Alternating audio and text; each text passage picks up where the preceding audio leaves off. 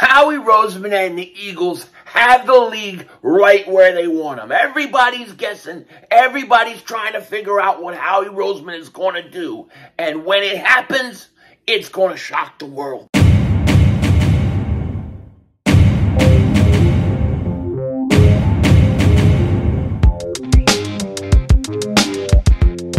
Dallas still stinks. Yo, by the way, King Dingbat here, and I hope everybody's having a great day. Hope you guys are doing well. Hope you're hanging in there. Howie Roseman and the Eagles have the league right where they want them. They've got everybody talking about what are the Eagles going to do next. Now, this was already the case before they signed Jalen Hurts to an extension. But now that they've got it done, oh my gosh, it's absolutely crazy. Everybody is waiting hand and foot to see what Howie Roseman's going to do, and everybody is split on it. Now, before we get into it, if you're new to the channel and you like the content, make sure you hit that like button. More importantly, make sure you subscribe to the most censored, the most throttled, pause, Eagles content creator in all of the internet. And if you've been subscribed for a while, I just want to say thank you so much for all the support you give to me. And a quick announcement, those of you guys that ordered your Draft 5 hats, they should be arriving any time now. So you should be getting them soon. And when you do, make sure you send pictures. DM me at YoPhilly500 on Twitter, or email me YoPhilly500@yahoo.com and send me pictures with you with the hat. So we'll have them for draft night. And then, like I said, we will be streaming live. So it should be a lot of fun. Now, we do have a few things going on with the Eagles I want to talk about. First thing, Ian Rappaport is saying, pound Maryland cornerback Deonte Banks, who Philly 500 absolutely loves. Haven't talked enough about this guy yet, but I really, really like him. But they're saying cornerback Deonte Banks, who had meetings or visits with nearly every team, ends his tour with the Pound Bills today. Sources said he also visited the Pound Saints, Pound Commanders, Pound Titans, Pound Vikings, Pound Raiders, Texans, Giants, Bucks, most important, Pound Eagles, Jaguars, Bears, and Steelers. I really, really like this kid, man, out of Maryland. And let me tell you something. I spent time in Maryland. I spent time at Old College Park. I tore that place up. I used to run that place. But Deonte Banks, corner from Maryland, I really, really like him. 6 foot, 197. I think he could do it all. I think he's not talked about really enough when you talk about some of the better corners. I would like a guy like that if he was to be there at 30, and let's say the Eagles were drafting. I really, really like him. But he is visiting, or he did visit the Eagles.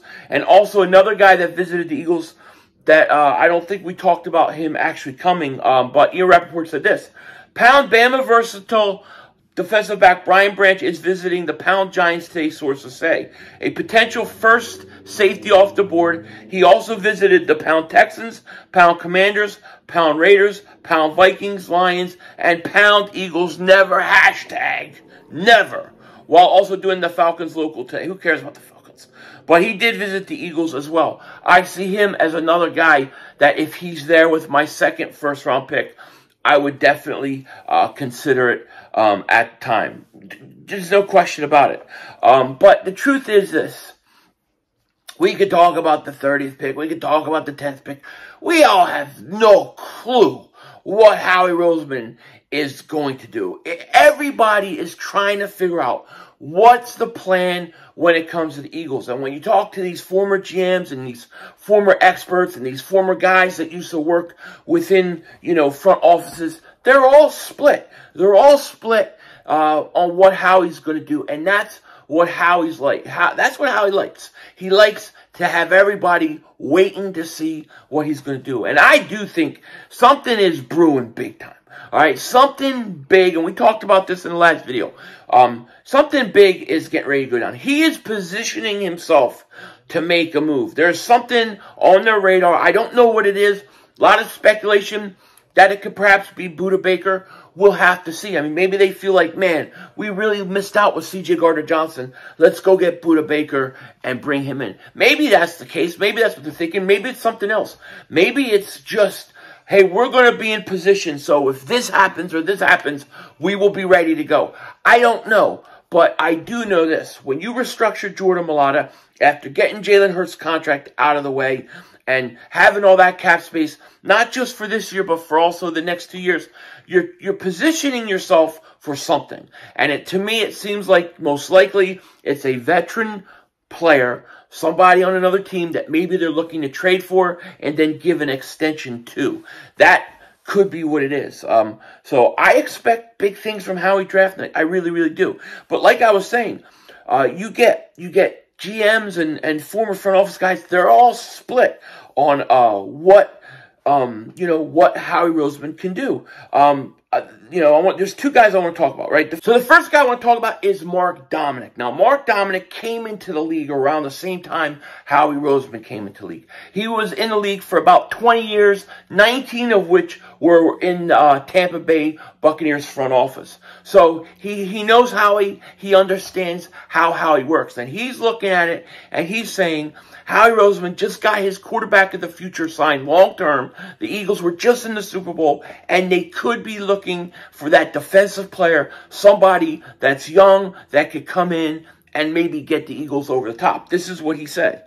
He says, it's hard for me to think that Howie will stand pat. He just doesn't usually do that. My gut instinct is he is going to see if these quarterbacks come off the board. I think he's going to make a move to get one of the big defensive players. The defensive group includes Jalen Carter, Will Anderson Jr., and Tyree Wilson. All three guys I would absolutely love for the Eagles. He goes, but this is what he said. He said, I think because he's feeling the age of the defense and the defensive line in general, I think he's got to have a plan if something pops. Now's the time to get one more pass rusher to get us over the top so you can win a championship in 2023, Dominic said. So Dominic is looking at it from the perspective that the Eagles, you get one defensive player that could come in and help right away. It may put you over the top. So the Eagles are going to be aggressive and look to trade up. Now, this is the first time, I believe, since 2014 that the Eagles have had 4 picks within the top 100, okay? So it's been a while since the Eagles have had that many early picks. But Howie Roseman, over the last few years, has traded up twice. He traded up for Jordan Davis. He traded up for Devontae Smith. Could he trade up again? It's very interesting. A different approach and a different way of looking at it is one Daniel Jeremiah. Now, we all know Daniel Jeremiah from the NFL Network. Daniel Jeremiah was on John Clark's podcast, and he was talking about Howie Roseman. He was talking about much of the same thing, about how Howie just signed Jalen Hurts to a contract extension. Although his take is a little different. Instead of worrying about trying to get over the top this year and win a Super Bowl, he's thinking the Eagles have to build for the future. They have to get young players that are cheap, that are going to come in and contribute right away, who won't cost you a lot of money, just like the Kansas City Chiefs. And when talked and asked about trading up for a guy like Jalen Carter, he didn't think that. This is what he said. He said, I would think they'd be more likely to go in reverse and continue to add future assets, Jeremiah said. If you're asking me their dream scenario, to me, their dream scenario is that 1, 2, or 3 of these quarterbacks slide and get down to their spot. Because if you look at it, they're in the perfect position. They're a team that doesn't have a pressing need, a glaring need, and you've got a team that's picking behind you that is pegged as a quarterback-needy team in Tennessee. So you get these teams like Tampa, who might not have their quarterback of the future. Minnesota, who isn't committed long-term to Kirk Cousins. And now you get 1, 2, or 3 of these quarterbacks that are still on the board when the Eagles are on the clock. I think the phone will ring, and I wouldn't put it past Howie to try to see if he can get more future assets to go along with what they already have.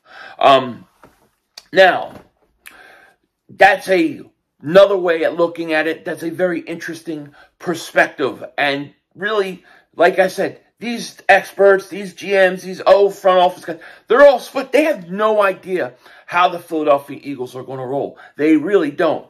I think what you're going to see is more in line of what was his name? I'm forgetting. Mark Dominic was saying. Mark Dominic was saying that he thinks the Eagles are going to look to get that one player that will help put them over the top.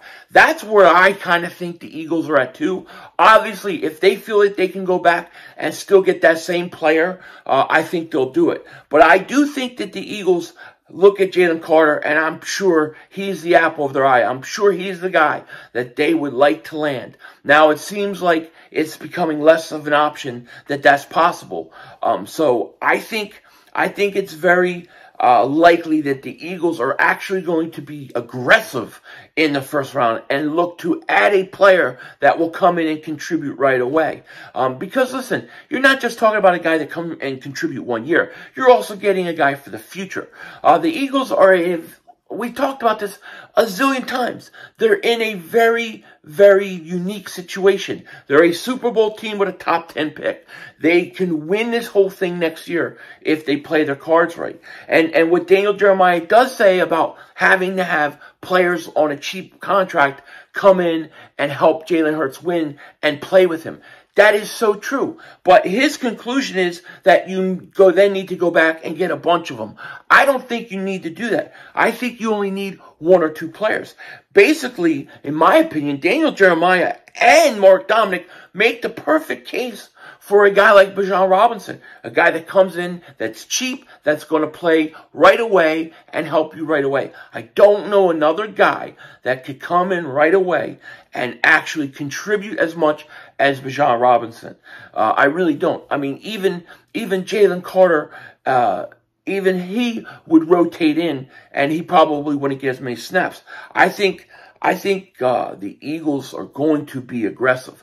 Now, one thing that we may see happen again is they may draft with that 10th pick, and then they may go out and get another veteran player. They may be looking, and we talked about this yesterday, they may be looking for a veteran player with that second first-round pick. You get a guy like a Buda Baker, sign him long-term. You've got yourself a all-pro safety for the next 4 or 5 years. Remember, the Eagles' window really is 4 or 5 years. We don't talk about Hurts' contract in 2027, 2028. That cap number, we haven't even heard what it is going to be, but it's going to be huge. The Eagles are probably going to have to restructure it, but they've really set themselves up for a window to win over the next 4 or 5 years. Any rookie you draft in the first 4 or 5 years is going to come in and play most of those years with Hurts' contract. So the Eagles, yes, they got to build for the future, but I have to go with Mark Dominic on this one. I agree with his approach. I think the Eagles have to go and get an impact player, not just for next year, but also for this year as well. Just my opinion. Let me know what you guys think. The league is split on what the Eagles are going to do. Everybody is waiting to see. Let me know what you think in the comment section. Take care. Talk to you later, of course.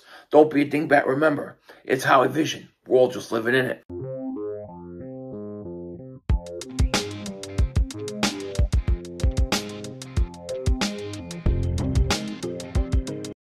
You know what I don't get is, why is it that because Washington looks like they're getting sold, why is it that people say Chase Young or Montez Sweat is going to be available for trade? Why would Washington do that? I don't care what owner you have.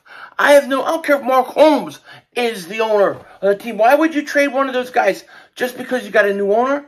It makes no sense. What they need to concentrate on is changing that stupid name from Commanders. Talking about a team with no identity. Talking about the no-names. Denzel Washington out.